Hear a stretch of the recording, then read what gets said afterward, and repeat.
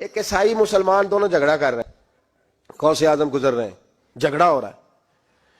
عیسائی مسلمان سے کہتا ہے ہمارے نبی عیسیٰ علیہ السلام نے مردے زندہ کیے، تمہارے نبی نے بھی کو کیا تو بتاؤ.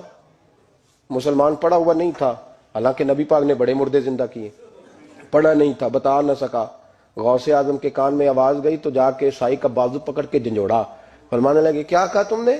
میرے مصطفیٰ نے مردہ زندہ کیا تو بتاؤں. فرمایا تو نبی پاک کی چھوڑ، میں غلاموں کا غلام ہوں، میں غلاموں کا غلام ہوں، مجھے بتا کون سا مردہ زندہ کرنا ہے. تو چھوڑ حضور کی بات نہ کر، میں غلاموں کا غلام ہوں، مجھے بتا کون سا مردہ زندہ کرنا ہے. پرانی قبر پہ لے گیا، کہنے لگا جی اگر نہ ہوا تو غوث اعظم فرمانے لگے جو تو کہے گا وہ میں کروں گا. تو کہنے لگے اگر ہو گیا تو، اگر تو غوث اعظم کہنے لگے نہ میرے خانقاہ پہ جھاڑو دینا، نہ میرے برتن مانجنا، نہ میرے گھر کا سودا لانا. اگر زندہ ہو گیا تو بس میرے نبی کا کلمہ پڑھ جانا، بس میرے رسول کا کلمہ پڑھ جانا. اللہ اکبر. اس نے جو سب سے پرانی قبر تھی نا، وہ کہتا ہے یہ ہمارے دادا نے بھی نہیں دیکھا تھا بندہ کون ہے. اس قبر پہ کھڑا ہو کہنے لگا اس کو زندہ کریں. تو غوث اعظم رضی اللہ تعالیٰ عنہ قبر کے سرانے کھڑے ہوئے تو دعا کرنے لگے، کہنے لگے مولا اپنے لیے نہیں تیرے رسول کے لیے. پھر فرمایا قم باذن اللہ، اٹھ اللہ کے حکم کے ساتھ. ایک عورت کلمہ پڑھتی ہوئی کھڑی ہو گئی، کھڑی ہو گئی، اور کھڑی ہو کے اس نے پہلا جملہ کہا تو کمال کر دی. کہنے لگی میرے نصیب دیکھو، میں بنی اسرائیل کی تھی، عبد القادر تیرے صدقے جاؤں، تو نے مجھے کھڑا کیا ہے تو اللہ نے مجھے مصطفیٰ کا کلمہ پڑھنے کی توفیق دے دی. تیرے قربان جاؤں عبد القادر، تیری کیا بات ہے. اب وہ بندہ دوڑ دوڑ کے غوث اعظم کے قدموں میں آیا، فرمانے لگے نا کلمہ میرے مصطفیٰ کا پڑھنا ہے. آج نا کرامت کی بات آتی ہے تو بندے چھپنے لگ جاتے ہیں، کہتے ہیں نہیں نہیں یہ نہیں ہو سکتا. بڑا مدافعانہ سا عمل، بڑا شرمندہ سا لب ہے جادی. وہ غوث پاک ایک دن ایک صاحب کرامت بیان کر رہے تھے تو بڑے جھجک کے حضور غوث اعظم، میں نے کہا تو بیٹھ مجھے بیان کرنے دے. تو ڈر رہا ہے، کرامت سے ڈر رہا ہے، مجھے بیان کرنے دے، میں بیان کرتا ہوں، مجھے بیان کرنے دے.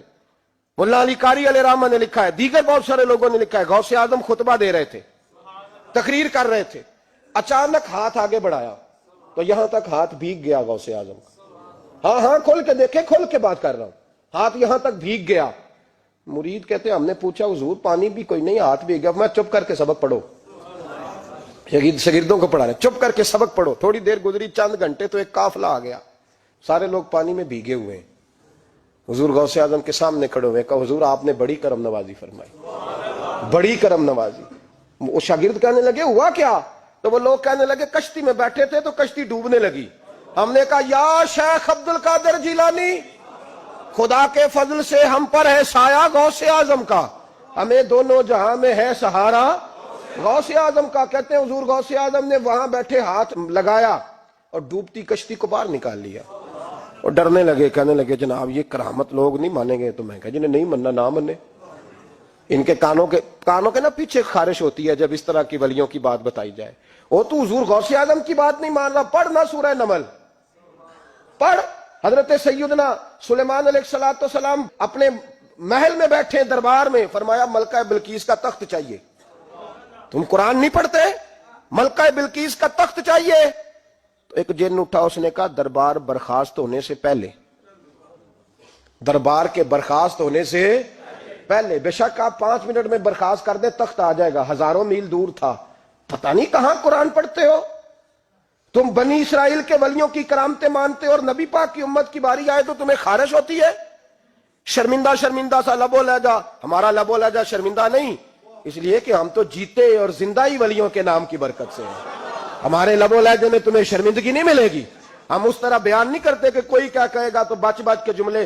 حضرت سلیمان سے کہا آپ کا دربار برخاست ہونے سے پہلے. آپ نے فرمایا نہیں بھائی اس سے بھی پہلے چاہیے.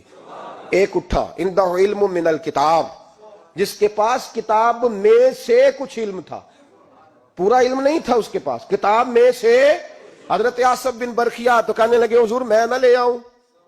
تو میں کب لاؤ گے؟ انہوں نے کہا پلک جھپکنے سے نہ. اگر سارے بولے تو لطف آئے گا. پلک جھپکنے سے پہلے. آپ نے فرمایا چل لا کے دکھا. پھر آیا کہ نہیں؟ بولے آیا نا. حضرت آصف بن برخیا وہاں سے گئے کہ وہیں رہے؟ آیا نا تخت. 80 فٹ اونچا، 80 فٹ چوڑا، 80 فٹ لمبا، اتنا بھاری کہ شاید 50 لوگ نہ اٹھا سکیں.